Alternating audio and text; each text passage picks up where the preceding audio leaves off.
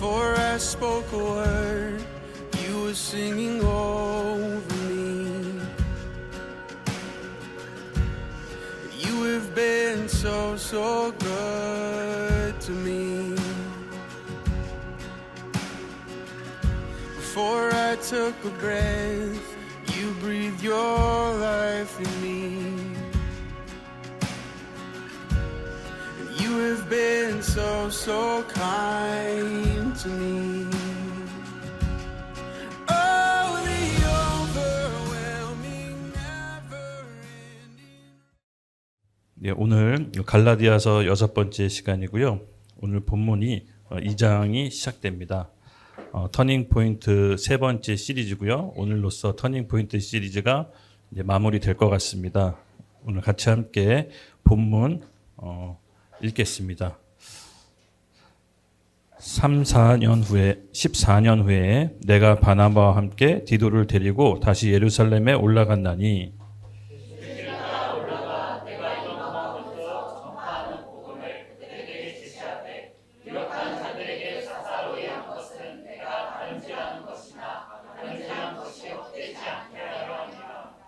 그러나 나와 함께 있는 헬라인 디도까지도 억지로 할례를 받게 하지 아니하였으니 이는 가만히 들어온 거짓 형제들 때문이라. 그들이 가만히 들어온 것은 그리스도 예수 안에서 우리가 가진 자유를 엿보고 우리를 종으로 삼고자 노력했대. 다 같이 읽겠습니다.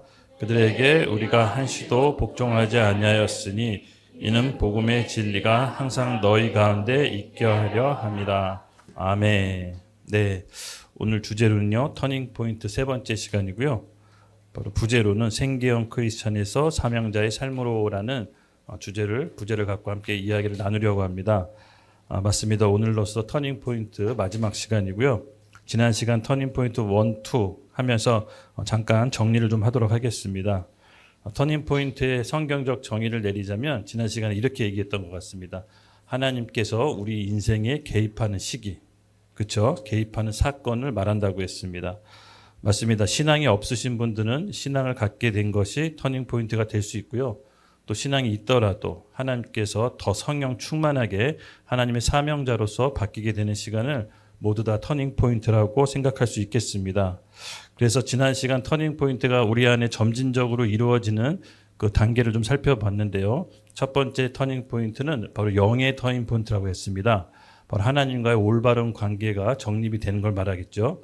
그리고 두 번째로는 인간관계의 터닝 포인트, 인간관계의 재정립이 시작된다고 했습니다. 하나님의 새 일은 인간관계로부터 재정립이 시작됩니다. 무슨 말이냐면 하나님께서 새 일을 시작하실 때 사람을 통해서 새 일을 시작하십니다. 즉 하나님께서 새로운 만남을 통해서 새로운 길로 이끌어 주시는데요. 그 만남이 우리에게는 터닝 포인트가 됩니다. 그래서 이것이 육적인 인간관계의 터닝 포인트가 된다고 얘기했습니다. 그리고 세 번째는 혼적인 터닝 포인트가 있다고 했습니다. 우리의 생각, 가치관, 어떻게 보면 고정관념, 패러다임이 바뀌게 되는 생각의 재정립이 일어나는 혼적인 터닝 포인트, 이렇게 세 가지가 진행된다고 했습니다. 육적인 터닝 포인트와 혼적인 터닝 포인트는 순서가 바뀔 수도 있고 같이 일어날 수도 있습니다. 그러나 영적인 터닝 포인트, 하나님과의 재정립은 반드시 전제되어야 됩니다. 하나님과의 재정립이 이루어지지 않고서는 혼적인 터닝 포인트와 육적인 터닝 포인트가 일어나지 않는다라고 지난 시간 얘기했습니다. 그래서 영이 하나님과 올바른 관계로 회복되는 것이 진정한 터닝 포인트의 시작이다. 그래서 다메섹에서 바울은 예수님을 환상 중에 만나고 그가 일생일대 결정적인 터닝 포인트를 맞게 됩니다. 그렇죠? 맞습니다. 지난 시간에 우리가 그것을 배웠습니다. 우리는 여러분 아시다시피 하나님과 올바른 관계가 회복되었습니다. 믿으시죠? 네, 우리 영의 본성이 하나님의 본성으로 교체된 것입니다. 본성 자체가 바뀐 것입니다. 여러분 오늘 이 사실만 여러분이 깨닫기만 하더라도 여러분의 인생에 큰 변화가 있을 줄로 믿습니다. 네, 이렇게 얘기해줘도 잘 믿지 못하는 경우가 있는 것 같아요. 하나님의 본성으로 우리 예수를 구주로 영접한 즉시 바뀐 겁니다. 무슨 말이냐? 완전히 교체된 겁니다. 전에 안 좋았는데 조금 더 나은 사람이 된 것을 얘기하는 게 아닙니다. 조금 더 진보된 사람이 됐다라고 얘기하는 게 아니라 전에 내 옛사람은 완전히 죽고 예수와 함께 새로운 피조물이 된 것입니다. 이것이 바로 영의 본성이 교체됐다고 얘기하는 것입니다. 여러분, 이것을 여러분 오늘 간절히 사모하고 잘 믿어지지 않는다면 계시로 하나님께 구하십시오. 신앙생활의 첫 시작, 바로 이 영적인 포인트가 이루어져야 우리의 나머지 신앙생활이 인도받을 수 있는 것입니다. 그래서 우리가 새롭게 본성이 하나님의 본성으로 교체되었다. 이것은 대단한 기적입니다. 어떻게 보면은 이 세상에 없는 개념이죠. 우리가 전에 있던 삶은 예수와 함께 십자가에서 완전히 죽었다고 합니다. 그래서 예수가 부활했을 때 우리와 함께 옛 본성은 죽고 새로운 피조물로 부활한 것입니다. 그래서 전에 있던 내 삶은 어떻게 보면 이제는 없는 것입니다. 여러분, 이것을 믿으시기 바랍니다.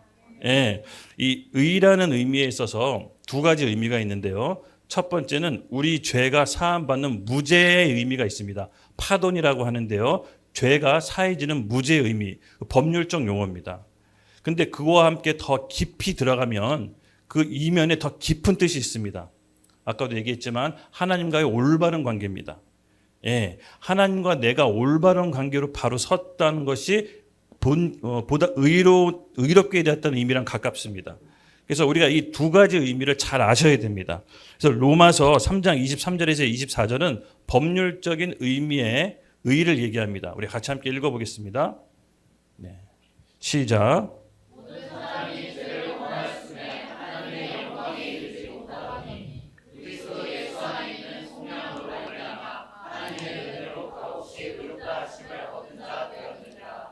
아멘. 이 모든 사람이 죄를 범해서 하나님께 영광에 이르지 못했다고 했습니다. 그런데 예수 그리스도의 속량함으로 그 공로에 힘입어 우리가 그래서 믿음으로써 우리의 죄가 사함받는 무죄 결백한 상태, 즉 법률적으로 의로운 상태가 됩니다. 그런데 여기서 더 나아가서 그의 나라와 의를 먼저 구하라는 우리 마태복음 말씀이 있죠. 거기서 의는 법률적인 의미의 무죄 상태를 얘기하는 게 아닙니다. 여기서 말하는 의는 하나님과의 올바른 관계가 회복되었다는 걸 얘기한 겁니다. 그래서 우리가 예수 그리스도를 믿었다는 것은 하나님과의 관계가 온전히 다시 회복된다는 것을 의미한 것입니다. 그래서 이것이 오늘 우리의 가운데 계시로 믿어져야 됩니다, 여러분. 그래서 의의 뜻은 뭐다? 하나님과의 올바른 관계. 이것이 의라는 것입니다. 할렐루야. 맞습니다. 아담이 범죄함으로 하나님께서 아담에게 이렇게 얘기했습니다. 아담아 어디 있느냐? 어디 있느냐? 이게 무슨 뜻이냐면 아담의 위치가 지금 벗어난 겁니다. 하나님과 함께 동행하면서 하나님의 모든 축복을 받으면서 이 땅의 왕적인 존재로 살았던 그 아담이 범죄함으로 말미암아 하나님과 올바른 위치가 벗어난 겁니다. 그래서 하나님께서 너 어디 있느냐? 너 왜 위치를 벗어났느냐라고 아담에게 묻는 겁니다. 그렇습니다, 여러분. 죄를 범한 인간은 하나님과의 올바른 관계가 끊어졌습니다. 그래서 하나님과의 올바른 관계를 회복하기 위해서 제가 늘 얘기했죠. 바로 예수 그리스도의 의로움에 우리가 편승하는 겁니다. 우리 힘과 노력으로 결코 의롭게 될 수 없기 때문에 예수님께서 이루어 놓으신 십자가 공로에 그 힘입어 그 안에 예수의 안으로 들어감으로써 우리가 의롭게 함을 얻은 것입니다. 그래서 이 의가 칭의, 하나님의 은혜와 선물로 받았다라고 하는 것입니다. 믿으시죠? 그래서 이 침례의 뜻은 뭐냐면요. 예수와 함께 죽고 예수와 함께 부활했을 때 예전에 내 본성이 아닙니다.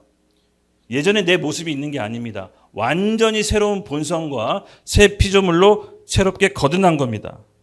어떻게 이게 가능할까?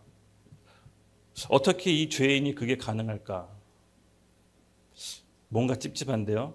전도사님 얘기는 알겠는데 뭐 이론적으로 머리를 들어서 알겠는데 그래도 찜찜합니다. 어저께 죄 졌고 오늘 내가 또 생각으로 죄를 졌고 여전히 우리가 죄 가운데 있는데 어떻게 이렇게 완전히 새로운 본성이 있을까요? 우리가 이런 고민을 할 수 있습니다. 그렇죠?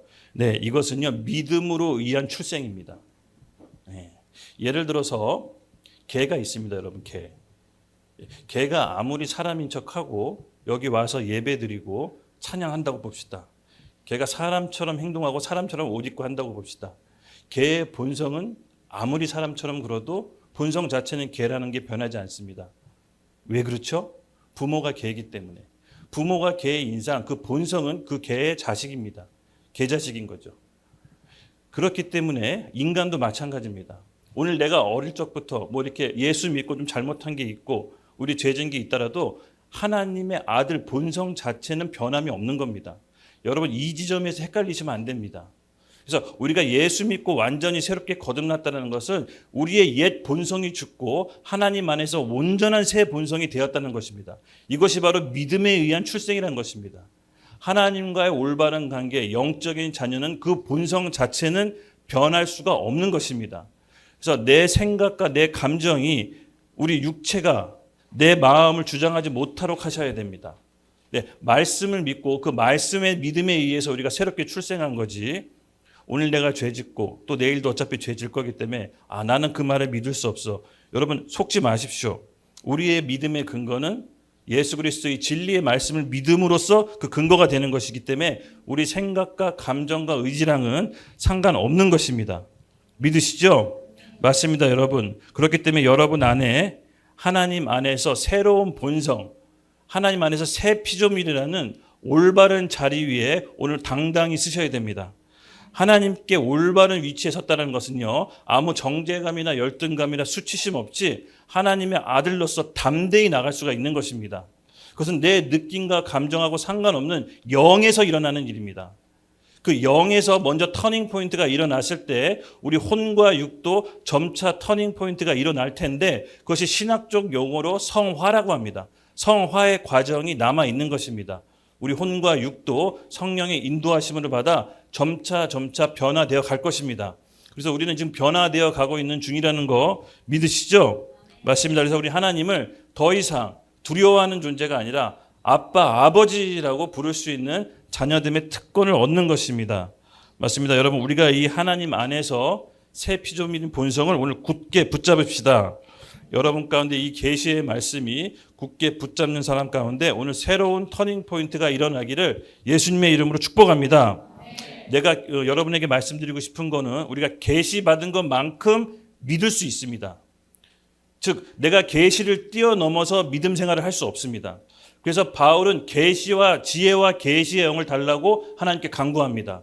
오늘 이 말씀이 우리 가운데 계시로 들어왔을 때 우리는 그만큼 믿을 수 있고 그만큼 삶의 질이 향상될 수 있습니다. 지금 이제 지난주부터 슈퍼내추럴 스쿨이 이제 시작됐죠.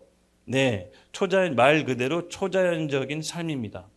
하나님과 본성이 회복된 우리는 초자연적인 삶이 일상이고 자연스러운 것입니다. 그것은 특별한 것이 아닙니다. 원래 아담과 하와가 하나님과 함께 있을 때 에덴 동산에서 왕적인 존재로 살았던 그 모습대로 우리가 회복되는 것입니다. 그래서 우리가 그 과정 가운데 들어온 것이고요. 하나님 앞에서 그 첫 번째 슈퍼내추럴 스쿨, 그러니까 슈퍼내추럴 삶을 살기 위해선 전제 조건이 하나님과의 올바른 관계가 내가 정립됐다라는 것을 굳게 믿으셔야 됩니다. 그러고 다음부터 우리는 하나님 안에서 새 피조물로 역사하고 기능할 수가 있는 것입니다. 이것이 기쁜 소식입니다. 이것이 복음입니다. 내가 하나님과 올바른 관계가 회복되었다. 하나님의 통치가 나로 인해 시작되었다. 여러분 이 기쁜 소식을 들었을 때 가슴이 콩탕콩탕 뜁니까? 뛰셔야 됩니다. 이 마음, 이 기쁜 소식을 들었을 때 여러분 인생을 완전히 진동시키고 변화시킬 수 있을 만큼의 능력의 말씀입니다. 예, 이전에 여러분이 생각했던 그 자화상을 내려놓아야 됩니다. 지난 시간 얘기했죠. 우리가 생각했던 고정관념, 패러다임이 깨지면서부터 우리는 회복이 시작된다라고. 예, 하나님의 말씀이 우리가 새롭게 피조물이 됐다고 하는데 우리 생각과 경험이 그것을 발목을 붙잡아서는 안 됩니다. 이사야서 43장 25절에서 26절 말씀 함께 읽겠습니다. 시작.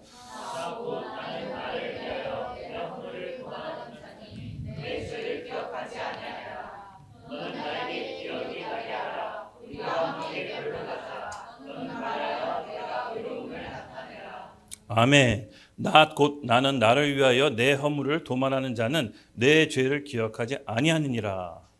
너는 나에게 기억이 나게 하라. 우리가 함께 변론하자. 주장하자는 뜻이죠. 너는 말하여 내게 의로움을 나타내라. 하나님께서는 우리 죄를 기억하지 않는다고 하셨습니다. 그리고 너희가 받은 하나님의 말씀, 나의 말씀을 듣고 그것을 주장해라. 네 입으로 얘기해라. 여러분 안에 진리이신 하나님의 말씀이 텍스트로 남겨져 있어야 됩니다. 여러분이 말씀을 매일 읽고 우리 고백하는 훈련을 매일매일 하죠. 그 중에서 오늘은 나한테 성령께서 조명해 주시는 감동적인 말씀이 있을 겁니다. 그 말씀에 순종함으로써 우리가 하나님의 능력을 매일매일 삶 속에서 받게 됩니다. 그래서 성령께 늘 젖어 있는 훈련을 하셔야 됩니다. 그래서 성령으로 인도받는다는 삶은 너무 추상적인 개념이 아닙니다. 진리이신 말씀이 오늘 우리 가운데 들어와서 그 말씀으로 순종하는 것입니다. 그러기 위해선 텍스트로 되어 있는 말씀을 읽으셔야 됩니다. 그 진리의 성령이 지금 나한테 꼭 맞는 말씀 우리에게 주십니다. 그래서 거듭난 새로운 본성은 하나님의 말씀으로 인도받으면서 시작하는 것입니다. 이게 첫 번째 단계입니다. 그래서 이것이 우리 가운데 생활화되고 우리가 체화된다면 하나님께서는 놀라운 다른 방법으로도 우리를 이끄십니다. 우리의 오감으로도, 심지어 잠에서 꿈속에서라도, 바울처럼 환상 중에 예수님을 나타나셔라도 우리를 이끄십니다. 믿으시죠? 먼저 진리의 말씀에 순종하는 게 먼저인 것입니다. 그 훈련이 되어 있으셔야 됩니다. 그래서 의는 진짜 본뜻은 아까도 얘기했지만 하나님과의 올바른 관계, 이것이 의의 정의입니다. 그래서 우리가 이 관계가 이미 예수 그리스도를 믿는 즉시 회복되었다는 것을 여러분 잘 믿으시기 바랍니다. 그래서 더 이상 오는 시점, 이 기점으로 여러분 근근히 신앙을 지키는 생계형 크리스찬이 아니라 사명을 완수하는, 사명을 발견하는 바로 바울과 같은 인생이 되기를 예수님의 이름으로 축복합니다. 그렇게 되실 수 있습니다. 오늘 함께 살펴본 2장은요. 터닝포인트 세 번째 시리즈에서 바울이 예수님을 믿고 극적으로 그 삶의 전환점을 맞이했습니다. 그리고 사명자로서 어떻게 살아가는지 어떻게 보면은 전도의 전략이 나와 있습니다. 2장 1절 2절을 잘 보시면 바울의 전도 전략이 고스란히 배어 있는데요. 우리 함께 살펴보도록 하겠습니다. 1절 같이 읽겠습니다. 시작. 14년 후에 내가 바나바와 함께 기도를 드리고 다시 예루살렘에 올라가니. 아멘. 2장 1절에서 보면요. 바울의 전도 전략이 나옵니다. 중요한 전도 전략의 단서인데요. 바울은 그냥 전도한 것이 아니라 치밀한 계획과 전략이 있었습니다. 그게 노하우가 이제 쌓인 거죠. 바울은 어떻게 보면 사명자로서 자기 사역을 잘 감당하기 위해서 본인의 일에 전문성을 키웁니다. 여러분 바울은 굉장히 주도 면밀하고 치밀한 사람입니다. 자기 일에 대해서 최선을 다하는 사람이었습니다. 1절에 중요한 포인트가 있습니다. 보면 14년 후 그리고 바나바와 함께 디도를 데리고 예루살렘에 올라갔더니 중요한 포인트가 세 개인데요. 14년 후와 바나바와 함께 디도 그리고 예루살렘으로 다시 예루살렘에 올라갔더니 맞습니다. 여러분 우리 지난 시간 1장에서 바울이 예루살렘에 갔던 거 기억나시죠? 네, 바울이 예루살렘에 가서 누구를 만났죠? 베드로와 야고보.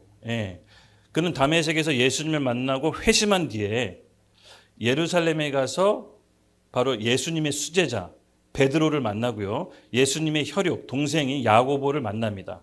아마 이때 이들과 교제하면서 바울의 믿음이 더 굳건해졌을 겁니다. 왜? 예수님에 관한 지식을 본격적으로 배웁니다. 예수님과 함께 있었던 그 수제자 베드로가 예수님에 관한 지식을 바울한테 전수해 줍니다. 주님이 이렇게 나랑 이런 얘기했고 우리한테 이걸 가르쳤고 밥 먹을 때 이런 얘기하셨고 오병이어 산에서 어떤 일이 벌어졌고 내가 물 위를 걸을 때 주님이 날 붙잡아 주셨고 주님과 함께 있었던 일을 생생하고 리얼하게 그 지식을 바울이 전수받습니다. 그리고 야고보 예수님의 동생에게도 전수받습니다. 바울은 그의 인생의 터닝 포인트와 함께 더불어 예수에 관한 지식을 첫 번째 예루살렘 방문 때 온전히 습득해서 그의 믿음은 완전히 더 견고해지고 확신 가운데 거하게 됩니다. 그런데 이 두 번째 바로 14년 후에 만났을 때 바울은 전혀 다른 모습을 보여줍니다. 첫 번째 예루살렘에 갔을 때는 게바와 야고보를 만나서 예수님에 관한 지식을 들었다면 두 번째는요. 바로 바나바와 디도를 함께 데리고 올라갑니다. 여러분 뭐가 다를까요? 두 번째는요. 바울이 전도하러 가는 겁니다. 첫 번째랑은 다른 만남입니다. 즉 바울은요 14년 후라는 긴 세월의 사역 노하우가 생깁니다. 예. 첫 번째는 예수님만 믿고 마음이 뜨겁고 열정이 가득해서 아무래도 사역이 너무 우여곡절이 있을 겁니다. 바울이 어떤 사람이었을까요? 불같은 성격의 소유자죠. 열정적이었을 겁니다. 아마 상상해 보면 베드로가 조금 절제시켰을 것 같아요. 베드로도 다혈질인데 바울은 그게 한 10배 정도 강했다고 보시면 돼요. 예. 바울은요 불같은 성격의 소유자라 베드로가 믿음이 약한 모습 보이면 여러 사람 앞에 면박 주던 사람이었어요. 신앙의 선배고 뭐가 없던 사람이었어요. 근데 그 베드로가 이제 바울한테 이렇게 얘기하는 거죠. 야, 사역 그렇게 하는 거 아니야. 사역 혼자 하지 마. 혼자 하면 오래 못 가. 신앙의 선배로서 아마 얘기해 줬을 겁니다. 바울은요 팀을 이룹니다. 바로 아무리 영적인 거장이라도 사역은 전도는 혼자 할 수 없다라는 것을 본인이 14년 동안 아마 노하우를 알았을 겁니다. 그래서 바나바와 디도를 함께 데리고 예루살렘에 가는 것입니다. 이것이 첫 번째 일적 예루살렘 방문하고 완전히 다른 모습입니다. 맞습니다, 여러분. 14년이라는 세월은 결코 짧은 시간이 아닙니다. 10년이면 강산이 변한다고 하잖아요. 그렇죠? 네. 근데 이 14년이라는 세월 동안 바울이 노하우가 쌓였다는 것은 이미 사역의 베테랑이 된 것입니다.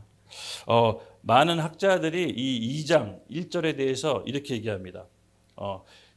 바울이 예루살렘에 총 3번 방문하는데 두 번째 방문했을 때가 안디옥 교회에서 예루살렘 교회가 사정이 안 좋다는 소식을 듣고 헌금을 갖고 간 두 번째 사례가 있고 세 번째 방문은 본인이 사도됨, 그러니까 이방인의 사도로서 예루살렘 공회에서 인정을 받기 위해서 갔던 세 번째 방문인데 제가 봤을 때는 세 번째 방문이 조금 타당합니다. 왜 그러냐면은 디도라는 헬라인, 이 헬라인 이방인을 데리고 갔다라는 것은 본인이 이방인의 사도로서 자신의 열매를 데리고 가서 예루살렘 공회에서 인정을 받으려고 사도된 직분으로 인정을 받으려고 한 것이 아마 세 번째 방문이라는 것이 좀 타당한 학설인데 정확하게 명확하게 뭐라고 나와 있지는 않기 때문에 오늘은 그 점에 대해서 이제 밝히려고 하는 것은 아닙니다. 다만 추정해 본 건데 아마 예루살렘 세 번째 방문 때가 더 타당할 거다 이렇게 생각하시면 될 것 같습니다. 맞습니다, 여러분. 바울은 이 14년이라는 세월 동안 아주 긴 우여곡절과 사역의 노하우로 단련됐을 겁니다. 여러분 지난 시간 여러분 어떻게 보면은 이 10년 넘게 무언가를 한 일을 팠다고 하는 것은요 그 분야의 전문가가 됐다는 겁니다. 자기가 한 일에 10년 이상 파야 그 일에 대해서 조금 남들에게 얘기해 줄 수가 있는 겁니다. 혹시 이 중에 자기 한 일을 한 10년 이상 판 사람 손도 한번 들어보십시오. 네, 아멘. 이제 와, 당당히 드십시오. 존경해야 됩니다. 명예의 전당에 헌액되셔야 됩니다. 한 분야에 10년 이상 파면요, 그 분야의 전문가입니다. 박사인 것이죠. 바울이 바로 14년 동안 본인의 사역에 올인했습니다. 그는 예수 그리스도를 만나고 바로 하나님께 사명을 받은 다음부터 뒤를 돌아보지 않고 앞만 보고 달렸습니다. 맞습니다, 여러분. 제가 사실은 어저께 아침에 좀 이렇게 중요한 모임이 있어서 그 모임에서 좀 리턴 소개를 받고 오후에 선교사님들하고 좀 교제가 있었습니다.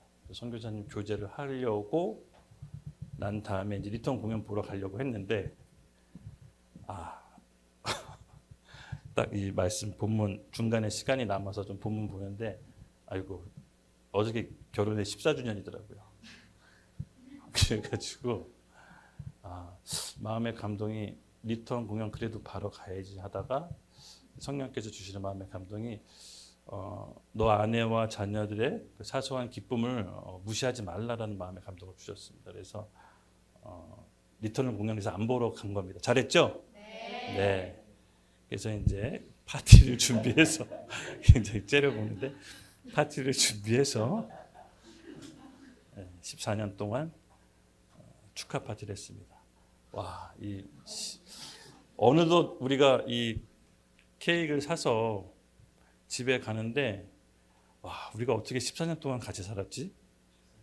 뭐 생각이 막 떠오르는 거예요. 결혼할 때 그 생각도 막 떠오르는 거고. 정말 우리가 이 험난한 인생을 14년 동안 같이 겪었구나.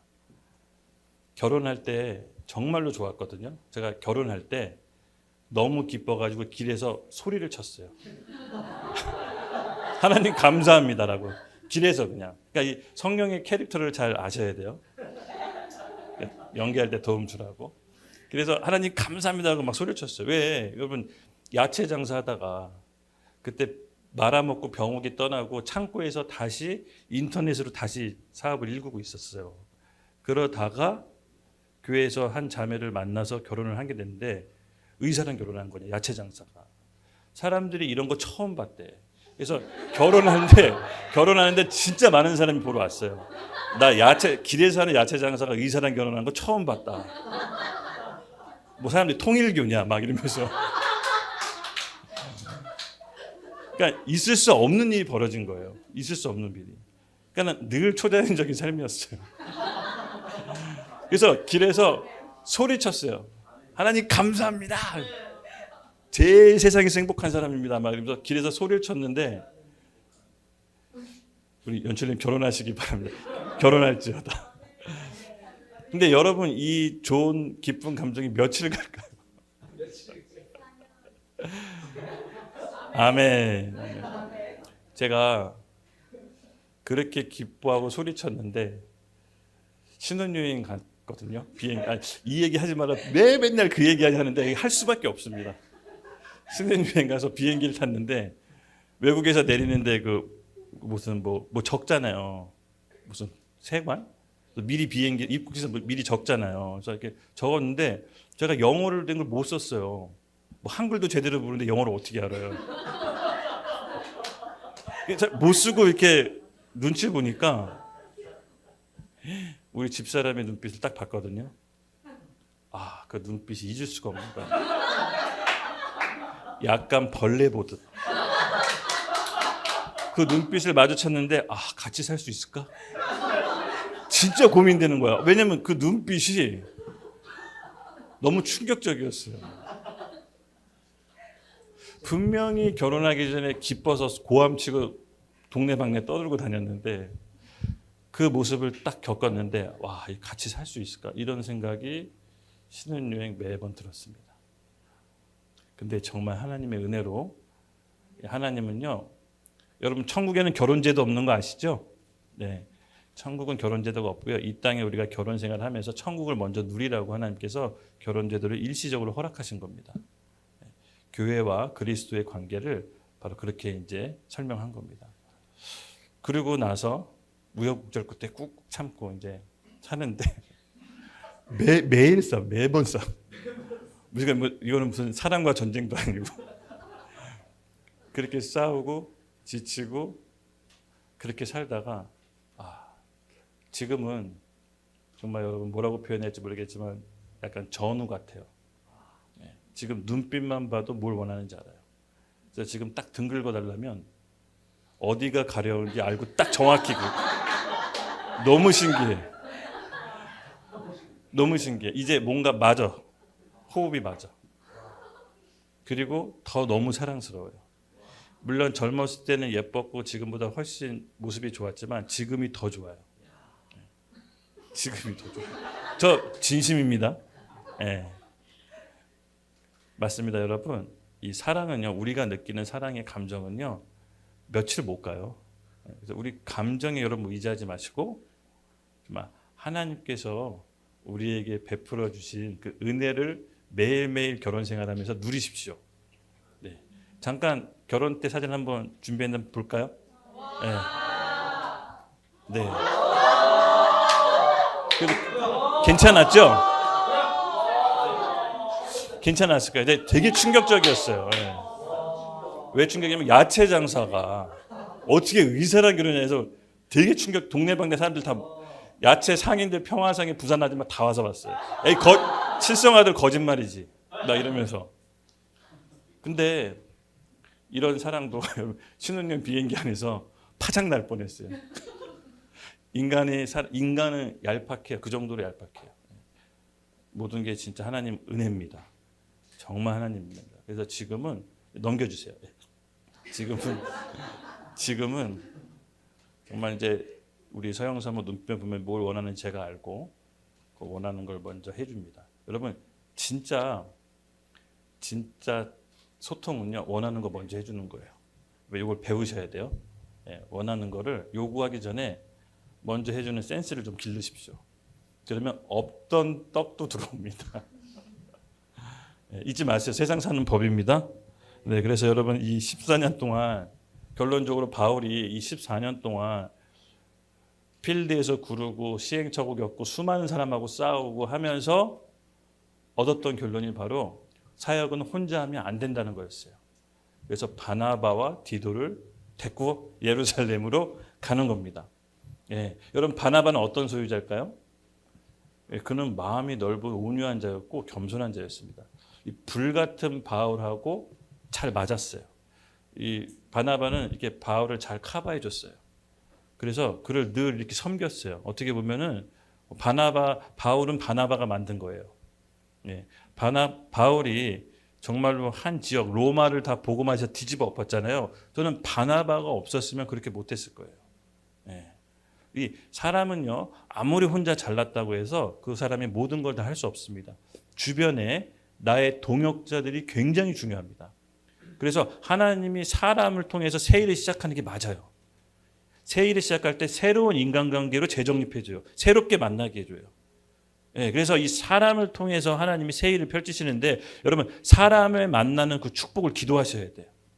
어떤 경우는 시간이 지나면 결코 만나지 말아야 될 사람이 있습니다. 제가 이제 사업하면서 많이 배신도 내가 2번 당했잖아요. 처음에 만났을 땐 몰랐어요. 근데 지나고 나면 만나지 말았어야 될 사람이었어요. 중간에 하나님이 사인을 주셨어요. 근데 무시했지. 근데 어떤 사람은요 저에게 큰 일생일대 복을 가져다 주는 만남이 있습니다. 근데 이거는요 사실 우리가 분별하기 어려워요. 기도하셔야 돼. 우리 가운데 만남의 축복이 있게 해달라고. 그 사람이 만남이 내가 원하는 사람이 아닐 수도 있어요. 내 스타일이 아닐 수도 있어. 근데 지나고 나면 와 내가 이 사람을 어떻게 만났지? 내가 이 사람 때문에 지금 어떻게 이렇게 복을 받았지? 이렇게 느끼는 경우가 있고 처음엔 너무 좋고 그 사람이 딱 맞았다고 생각하는데 만나지 말아야 될 사람이 있어요. 시간과 에너지를 다 뺏기는. 그래서 이 얘기는 나중에 좀 자세히 얘기해 줄게요. 그래서 여러분 이 바울은요 알았어요. 동역자가 반드시 있어야 된다는 거. 즉 팀으로 예루살렘을 들어갑니다. 그는 일당백의 소유자였긴 하지만 혼자 할 수 없다는 것을 이제 깨달았습니다. 맞습니다. 여러분 이 바울이 계속해서 이 바울의 사역의 성향을 보면요. 그 다음부터 계속해서 팀 사역하고 제자를 길러내고 혼자 사역 안 해요.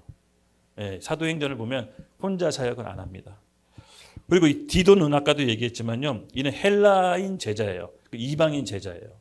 그래서 이 디도는요. 이 이방인 제자를 예루살렘에 데리고 가면서 자기가 사도됨을 이방인의 사도로서 하나님께 택정받았다는 것을 증명하려고 해요. 그렇기 때문에 이 디도는 또 굉장히 중요하죠. 전략적 인물이에요. 자기 이방인의 열매, 헬라인 그리스도인을 자기 열매로 데리고 가는 거예요.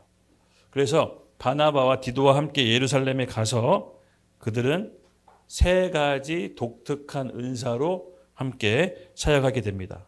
우리 전도서 4장 12절. 저는 이 3명이라는 숫자가 가장 너무 좋은데 함께 읽어볼까요? 시작. 한 사람이면 빼앗겠거니와 두 사람이면 맞설 수 있나니 세 것들은 쉽게 끊어지지 아니하리라. 아멘. 그래서 우리의 싸움은요 혼자서 하는 싸움이 아닙니다. 그래서 우리가 연합해서 함께하는 싸움입니다. 예, 지금 우리의 싸움은요 옆에 우리 동료들 잘 보세요. 예, 같이 싸워야 될 전우들이죠. 네, 보십시오. 예, 함께 이 어두운 시대에 영적 전쟁을 할 동료입니다. 그래서 우리 혼자서 싸울 수 없다는 거 여러분 잊지 마세요. 예, 아무리 독불장군 바울도 혼자서는 싸우지 않았습니다. 맞습니다. 이렇게 조화를 이루어서 사역의 극대화를 이룹니다. 각자 우리가 받을 은사가 너무 달라요. 예, 이 은사가 다른 사람들끼리 모였을 때 펼쳐지는 영적 전쟁은요 정말 극대화입니다. 우리가 지금 은사학교를 하면서 지난주에 은사 발견 테스트를 했어요. 그래서 나한테 어떤 은사가 있는지 정리했거든요. 이제 그것을 조합해서 팀을 짜서 이제 능력 전도하러 나갈 겁니다. 어떤 사람은 병 고치는 은사가 있고, 어떤 사람은 말씀을 전하는 은사가 있고, 어떤 사람은 섬기는 은사가 있을 겁니다. 이 조화롭게 팀을 짜서 하나님 나라를 위해서 함께 뛰었을 때 그 위에 부어지는 성령의 능력이 있습니다. 그래서 이것은 여러분 체험하시고 경험하셔야 됩니다.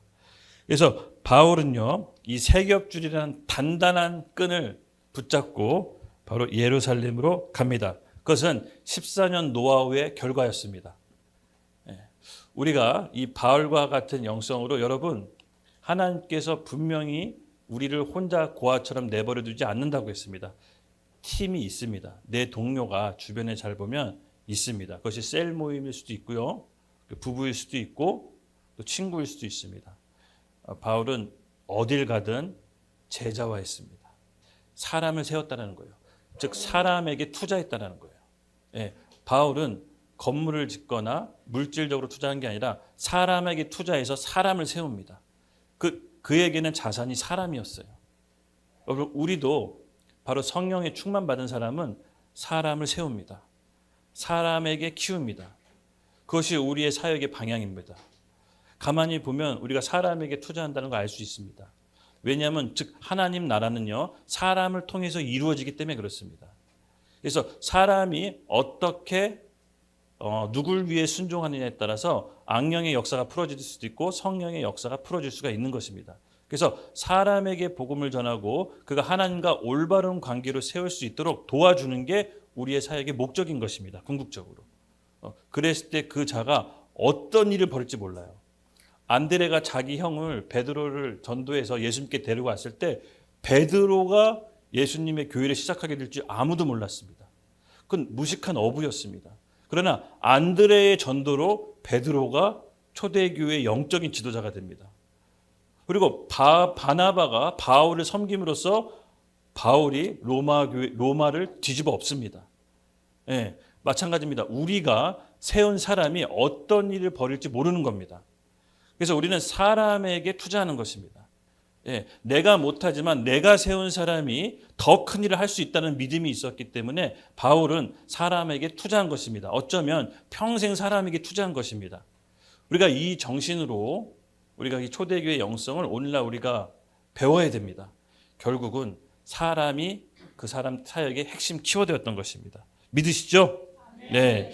그래서 2절은 또 깊은, 어떻게 보면 깊은 선교 전략, 전도 전략이 2절에 몽땅 배어 있습니다. 우리 함께 읽겠습니다. 시작.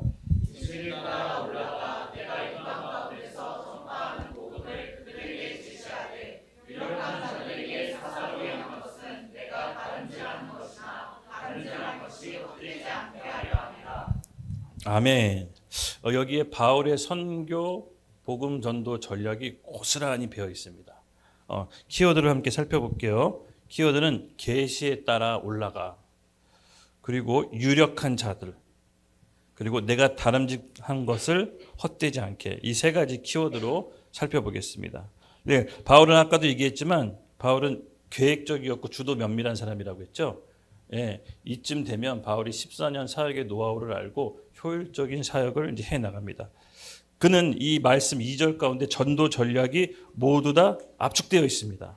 예, 첫 번째, 어떻게 복음을 전할 것인가? 예, 그것이 뭐냐? 계시에 따라 올라가. 이게 무슨 말이냐면요, 본인의 계획, 본인의 생각, 본인의 의도가 아니라 성령의 인도함, 그 계시에 따라서 이동합니다. 여러분, 이게 무슨 말인지 아시죠? 예, 성령의 인도함으로 그 계시를 받고 이동합니다. 아직 모르는가요, 잘? 네, 아까도 얘기했죠. 하나님께서 사람을 인도하실 때 여러 가지 방법으로 인도하십니다. 하나님 말씀으로, 그리고 사람을 붙여주고 어떤 상황 가운데 우리를 이동시킴으로써 하나님께서 이동시키는데, 이 계시 모두 다 성령의 인도하심입니다. 즉 계시로 인도함 받았다, 대시로 따라 올라갔다는 것은 본인의 생각과 계획을 일단 내려놓고 하나님께서 붙여주시는 사람, 하나님께서 오늘 나한테 주시는 말씀, 하나님께서 나한테 오늘 열어주시는 상황 따라 세밀하게 인도함 받으며 갔다는 겁니다. 이 초자연적인 스쿨에서 제가 이제 이것을 훈련할 텐데 정말 이거를 팀을 짜가지고 기도하고 가라는 장소로 갈 겁니다. 거기서 어떤 일이 벌어질지 정말 흥미진진하죠? 네네. 하겠죠? 네, 맞습니다.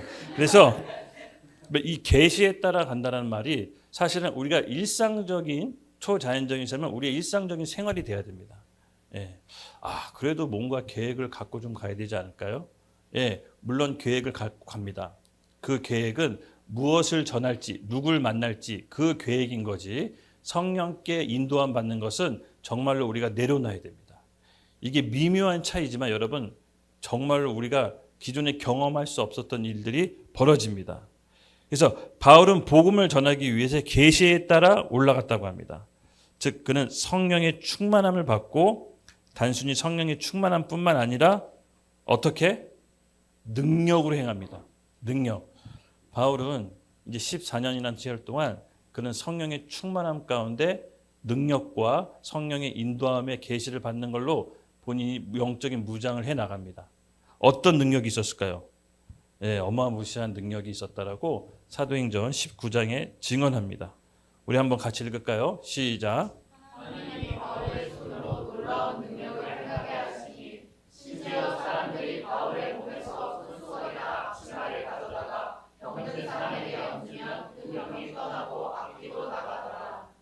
아멘. 네, 정말 어마무시합니다. 예, 바울은 능력 전도를 행합니다.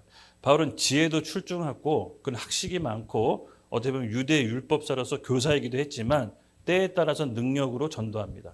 예, 능력으로 해야 될 사람이 있고 논리로서 잘 해야 될 사람이 있는데 바울은 자유자재로 행사했습니다. 그가 사역의 노하우 14년을 겪으면서 지혜도 업그레이드 됐지만 성령의 충만함을 받아 능력 전도도 한 것입니다. 그래서 우리가 저희 교회가 이제 8월 달에 일본으로 가잖아요. 이 능력 전도를 직접 실험할 겁니다. 작년에 이제 일본 가서 일본 분들한테 복음을 전하고 이제 전도를 했는데 우리 일본 교회에 있는 히로키 목사님이 이렇게 얘기하더라고요. 일본 사람들은 다 긍정한대요. 그러니까 예의상 다 받아들여주는 척한대요. 근데 마음으로 믿지 않는데요. 그래서 내가 뭘 얘기했다고 해서 그걸 받아들이고 긍정했다고 해서 그 믿었다고 생각하면 안 된대. 그러니까 예의, 이게 형식에 대해서 굉장히 중요하게 생각해서 그걸 잘 갖춰주고 이해해 주는데 마음으로 믿지 않는데요. 근데 주님께서 딱 주셨던 마음이 능력으로 전도해라. 아픈 자에게 손을 얹고 축사해 주고 하나님께서 예언해 주신 분들은 예언해 주고 그들이 생각할 수 있는 범위를 넘어서서 이번에 전도 훈련을 제대로 해야겠다. 이런 마음의 비장함을 갖고 일본으로 갈 겁니다. 그래서 팀을 짜서 능력 전도를 갈 겁니다. 그리고 두 번째, 누구를 만나냐? 여러분 누구를 만나냐면요, 굉장히 중요합니다. 누구한테 복음을 전할지가 바울은 핵심 키워드였습니다. 바로 유력한 자.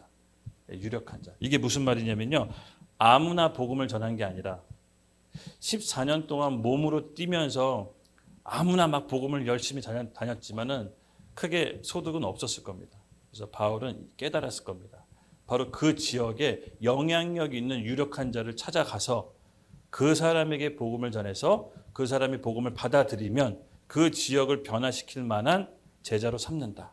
이것이 바로 바울의 전략이었습니다. 어떻게 보면요, 어떻게 할 수 있냐? 그 마지막 구절에 이런 얘기가 있죠. 다름짓한 것이 헛되지 않게 하려 합니다. 그러니까 본인의 수고와 노력이 헛되지 않도록 유력한 자를 찾아서 그 자에게 복음을 전한 겁니다. 그렇게 함으로써 하나님께서 바울을 통해서 이루고자 하는 그 로마 전체의 변화를 그 지역의 유력한 자를 찾아서 전한 것이었습니다. 본인이 한 것이 아니죠.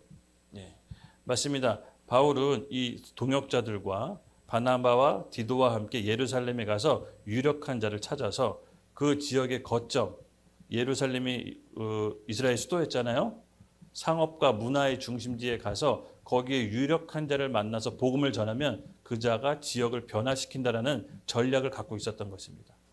그래서 우리가 이 능력 전도하러 갈 때도 기도하고 유력한 자들을 만나러 갈 겁니다. 그냥 아무나 전도하는 게 아니라 그 일대에 영향력을 줄 수 있는 사람을 타전해서 만나서 복음을 전할 것입니다. 그래서 그 사람이 그 지역을 변화시킬 수 있도록 이런 것들을 실제로 해보는 겁니다. 예. 기도하고 하나님이 보여주신 자리로 계시를 받아 이동해서 준비한 복음을 전해서 유력한 자를 찾아 떠나는, 복음을 전하고 떠나는 이런 것들을 실제로 사도행전의 지도를 우리가 해봄으로써 2000년 전의 사도행전의 성령의 역사가 오늘도 우리에게 동일하게 일어난다는 것을 우리가 체험하셔야 됩니다. 그래서 신앙은 관념적으로 하시면 안 됩니다. 우리가 머리로 아는 것으로 그치는 것이 아니라 실제 함으로써 이 믿음이 우리 가운데 배가가 되는 것입니다. 우리 가운데 실제로 믿어지는 역사가 일어나는 것입니다. 믿으시죠? 맞습니다. 그래서 우리는요, 여러분, 유력한 자를 찾아서 그들에게 복음을 전함으로써 효율성 있는 전도를 할 수가 있는 것입니다.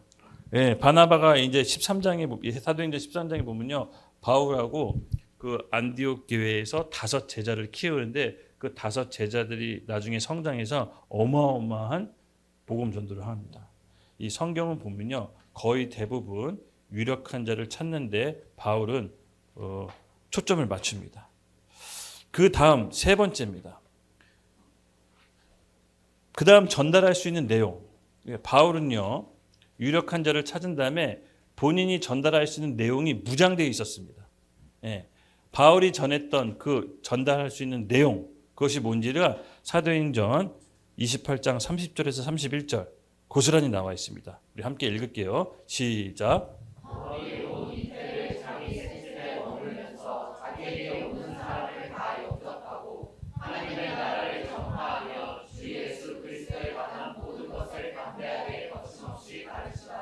아멘, 아멘. 네, 바울이 온 이때 자기 셋집이라는 것은 이제 바울이 말년에 쓴 거예요. 죽기 얼마 전에. 그러니까 가택연금, 감옥은 아니었고요. 그러니까 로마 시민권자라서 황제가 감옥에 넣지 않고 가택연금 집에다 가둡니다. 그래서 죽기 한 대략 1, 2년 전 상태라고 보면 돼요. 그때 바울이 전했던 내용이 뭐냐면요, 하나님 나라의 전파와 주 예수 그리스도에 관한 모든 것을 자기를 방문하러 오는 사람들한테 가르칩니다. 근데 가택연금 했을 때만 가르쳤던 게 아닙니다. 바울이 활동했을 때도 하나님 나라에 대해서 가르칩니다. 사도행전 19장 8절 우리 같이 함께 읽겠습니다. 시작. 바울이 회당에 들어가 3달 동안 담대히 하나님 나라에 관하여 강론하고 권면하되. 네, 바울의 에베소 지방에서 이제 전도할 때 3달 동안이란 강론할 만큼 긴 하나님의 나라에 대해서 얘기합니다.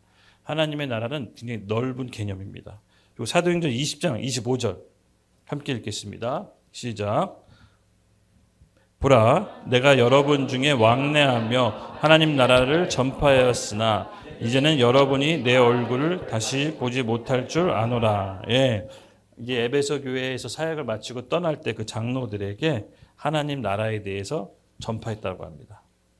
그리고 사도행전 28장 23절. 예. 가택연금 상태였는데요. 같이 읽겠습니다. 시작. 그들이 날짜를 정하고 그가 유숙하는 집에 많이 오니 바울이 아침부터 저녁까지 강론하며 하나님 나라를 증언하고 모세의 율법과 선지자의 말을 가지고 예수에 대하여 권하더라. 아멘. 즉 바울이 전했던 메시지 내용은요, 하나님 나라와 예수 그리스도의 복음 2가지를 동시에 전한 것입니다. 그래서 예수 그리스도에 대한 복음만 전한 것이 아닙니다. 그래서 하나님 나라에 대한 개념을 우리가 잘 준비해야 됩니다. 이제 밖에 전도하러 갈 때 이 바울이 전한 내용을 여러분에게 준비시켜 줄 거예요. 그래서 기도하고 유력한 자를 만나서 이 내용을 담대하게 전할 수 있도록 우리가 내용이 준비되어 있어야 돼. 예, 뭘 전할지가 확실히 준비되어 있어야 됩니다. 그것이 이제 바울의 전략이었습니다. 예, 하나님 입장에서는요, 하나님 나라에서는 우선순위가 있습니다, 여러분. 예, 마태복음 6장 33절 우리가 잘 알죠? 네, 하나님 나라에서는요, 우선순위가 뭐다? 그의 나라와 그의 의를 먼저 구하라. 먹는 거, 자는 거, 입는 거 다 알고 급한지 알지만 너희는 먼저 그의 나라와 그의 의를 먼저 구하라라고 하나님 나라에 대한 우선순위를 말씀해 주십니다.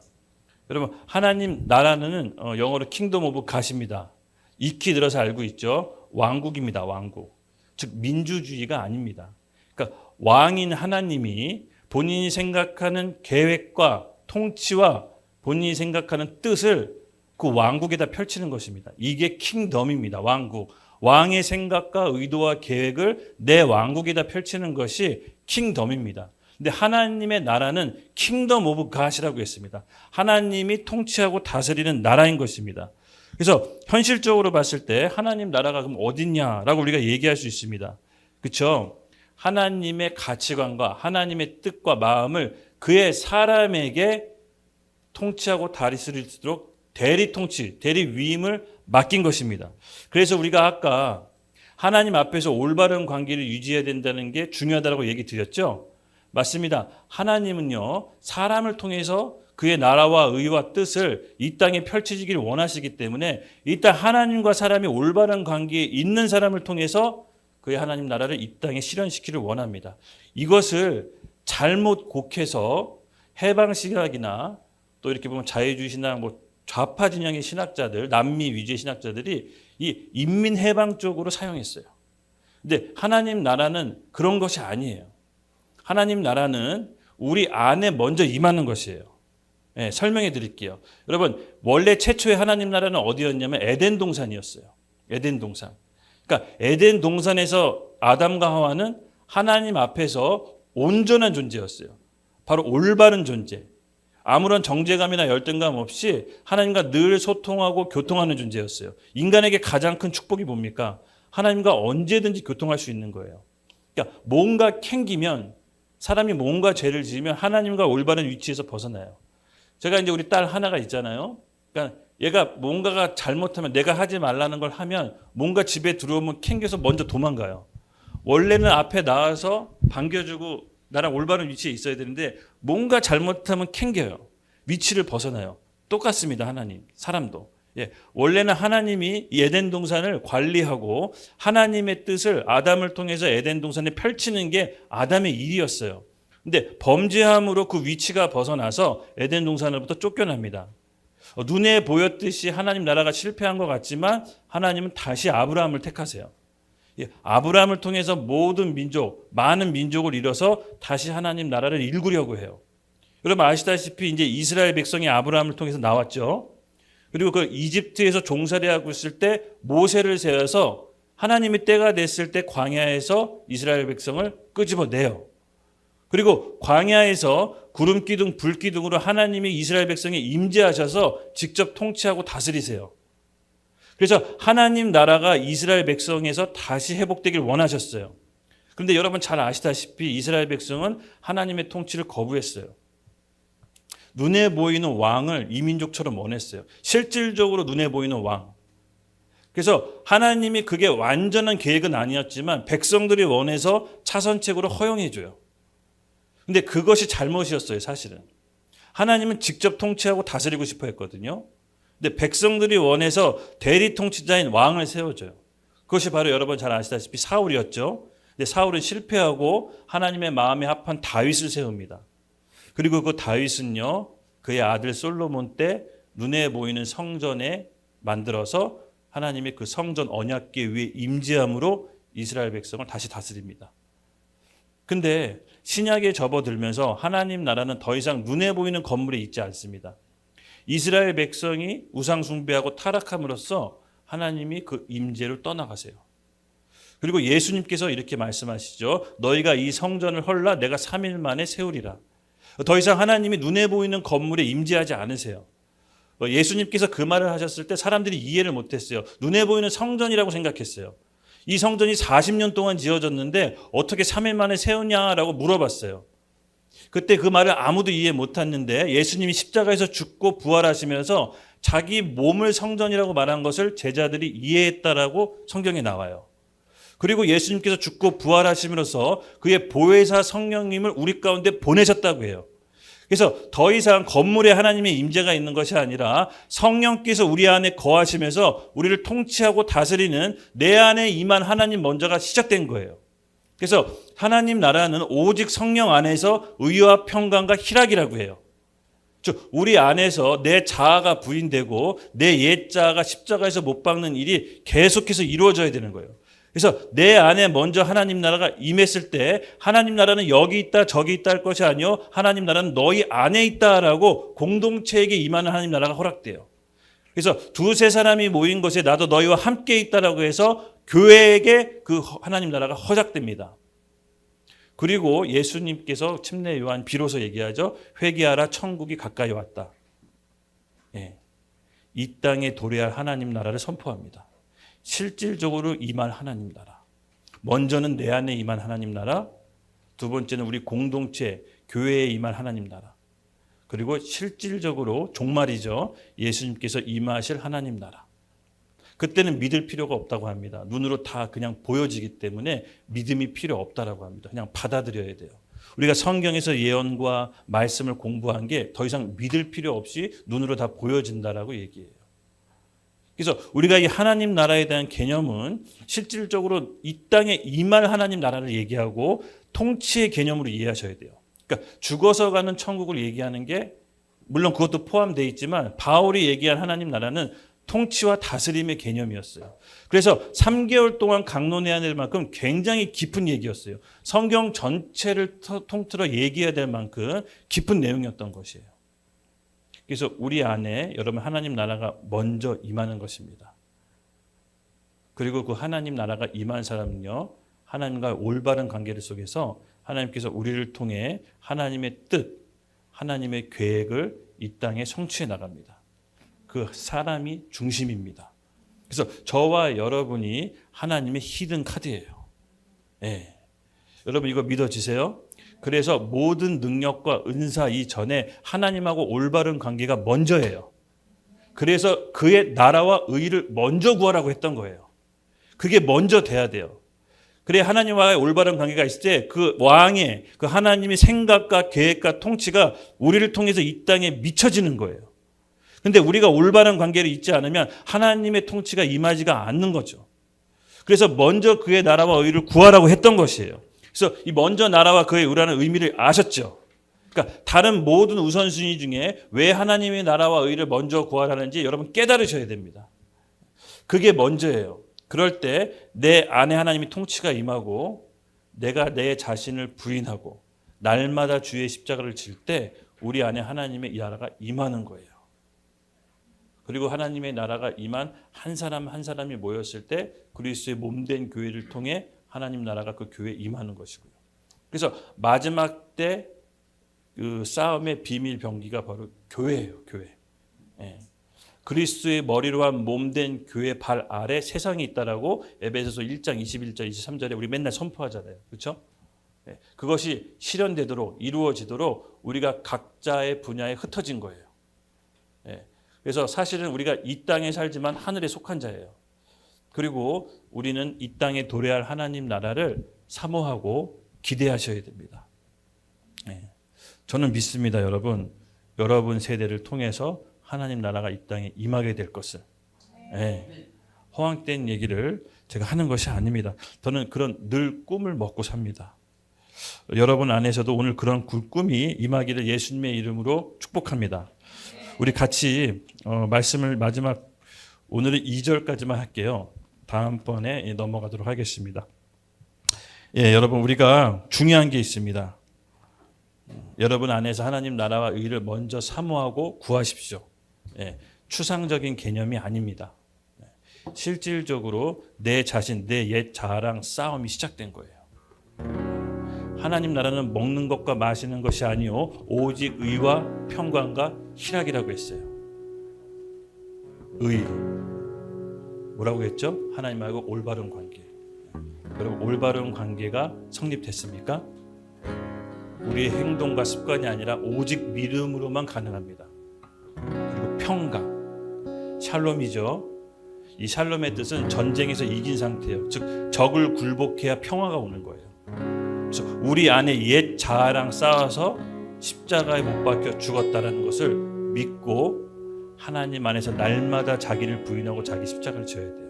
그래야 평강이 오는 거예요. 그렇게 의와 평강을 이룬 사람에게 하나님께서 희락, 세상이 줄 수 없는 기쁨을 선물로 부어주시는 거예요. 그래서 하나님 나라가 오직 성령 안에서 의와 평강과 희락이란 말이에요. 그걸 내 안에 먼저 이루는 거예요. 할렐루야. 맞습니다. 여러분, 우리가 그렇게 하나님과의 온전한 관계로 회복됐을 때 우리를 통해서 하나님의 통치가 임하게 되는데, 어떤 통치와 능력이 나오느냐? 여러분, 놀라지 마십시오. 저는 성경을 그대로 믿습니다. 누가복음 11장 20절에서 22절 함께 읽겠습니다. 시작. 그러나 내가 만일 하나님의 손에 힘입어 귀신을 쫓아낸다면 하나님의 나라가 이미 너희에게 임하였느니라. 강한 자가 무장을 하고 자기 집을 지킬 때에는 그 소유가 안전하니, 더 강한 자가 와서 그를 굴복시킬 때에는 그가 믿던 무장을 빼앗고 그의 재물을 나누느니라. 아멘, 아멘. 우리가 귀신을 내어 쫓고 능력으로 하나님의 나라 일을 할 때, 여러분 여기 보면 강한 자가 있고 더 강한 자가 있습니다. 강한 자가 누구죠? 사단, 마귀, 이 세상의 어둠의 주관자, 세상 임금이라고 합니다. 그 자가 지금 세상을 이 땅에 한시간 동안, 한시적인 시간 동안 점거하고 있습니다. 예수님께서 완전히 왕권을 갖고 오실 때 완전히 도말하실 텐데, 여러분 그 하나님 나라에 대해서 소망을 갖고 마귀를 대적하십시오. 더 강한 자가 누굽니까? 교회인 것입니다. 교회. 하나님께서 올바른 관계를 유지한 우리에게 권세와 능력을 주셨습니다. 그래서 예수의 이름의 권세를 사용한다는 건 뭐냐? 예수님께 기도해서 예수님이 대신 기도해 준다는 게 아니라 예수님과 같은 동일한 위치에서 니네들이 직접 기도하라는 뜻입니다. 그래서 하나님과의 올바른 관계가 성립됐다는 것은 내가 예수님과 함께 공동 상속자가 되었다는 겁니다. 그래서 내가 예수의 이름을 권세를 사용해서 선포할 때 이때 상황, 환경, 문제가 바뀌는 것입니다. 여러분 이걸 믿으십시오. 안 바뀌는데요? 안 하는데요? 처음에 그럴 수가 있습니다. 제가 나중에 또 설명해 드릴 텐데, 우리의 지위가 왕과 제사장적인 지위가 있습니다. 왕으로 명령해야 될 때가 있고 제사장으로 강구해야 될 때가 있습니다. 이 올바른 위치에서 어떻게 기도하는지는 나중에 이건 제가 은사학교에서 하는 건데, 은사학교에서 하겠습니다. 그냥 맞습니다. 반전인가요? 그래서 우리가 이 올바른 위치로 서야 됩니다. 우리 한번 올바로 서볼까요? 우리 한번 서볼까요? 주님과 내가 하나님과 아무 꺼리낌 없이, 아무 열등감이나 수치심 없이 서 있다고 상상하십시오. 그리고 아빠, 아버지라고 하나님께 부르짖으면서 우리 한번 구합시다. 예, 우리 안에 하나님의 통치가 임하게 하여 주시옵소서. 우리를 통해 하나님 나라가 회복되게 하여 주시옵소서. 마가복음 16장 17절에서 18절 함께 읽겠습니다. 시작. 믿는 자들에게는 이런 표적이 따르리니 곧 그들이 내 이름으로 귀신을 쫓아내며 새 방언으로 말하며 뱀을 집어 올리며 무슨 독을 마실지라도 해를 받지 아니하며 병든 자에게 손을 얹은즉 나음을 얻으리라. 아멘, 아멘. 우리 같이 주님께 나아갑시다. 네. 아버지 하나님, 오늘 하나님 우리의 삶 속에서 개입하셔서 우리가 이전과는 다른 삶을 살게 하여 주시옵소서. 이전과는 다른 삶을 살게 하여 주시옵소서. 치유의 영과 계시의 영과 우리가 예언의 은사, 믿음의 은사, 지혜의 은사, 우리 이곳에 머문 모든 우리 영혼들에게 하나님이 선물해 주신 은사들이 풀어지게 하여 주시옵소서. 부시옵소서. 주님의 성령의 역사를 기대합니다. 주님 감사합니다. 우리 주여 외치고 성령의 충만함을 구합시다. 주여! 감사합니다. 오늘 이 밤 주님, 우리 이곳에 하나님의 나라와 의를 구하는 심령들 가운데 하나님의 통치가 개인적인 삶에 임하게 하여 주시옵소서. 아멘. 하나님의 통치와 다스림이 그가 속한 가정과 직장과 학교와 교회 가운데 임하게 하여 주시옵소서. 하나님의 온전하신 뜻이 우리 영혼들을 위해 이루어지게 하여 주시옵소서. 주님께서 크고 놀라우신 일들을 우리 이곳에 모인 영혼들에게 일어나게 해드릴지어다. 우리 삶 가운데 개입하여 주시옵소서. 이전과는 다른 삶을 살게 하여 주시옵소서. 감사합니다. 감사합니다. 오늘 예배도 주님께 온전히 올려드립니다. 주님 저희의 예배를 기쁘게 받아 주시옵소서. 감사합니다. 예수님의 이름으로 기도드렸습니다. 아멘.